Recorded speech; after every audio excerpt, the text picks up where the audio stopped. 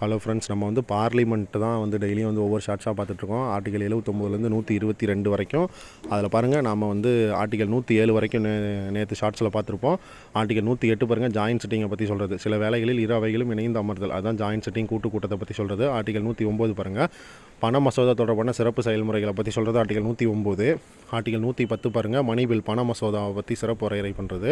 அடுத்து பாருங்கள், article 111. Article 111 என்ன அப்படின்னா, ஜனாதிபதியின் ஒப்புதலுக்கு மசோதாவை அனுப்புறதை பற்றி சொல்கிறதா வந்து பார்த்திங்கன்னா ஆர்டிகல் 111. ஆர்டிகல் 112 பாருங்கள், பட்ஜெட் நிதிநிலை அறிக்கையை பற்றி சொல்கிறது.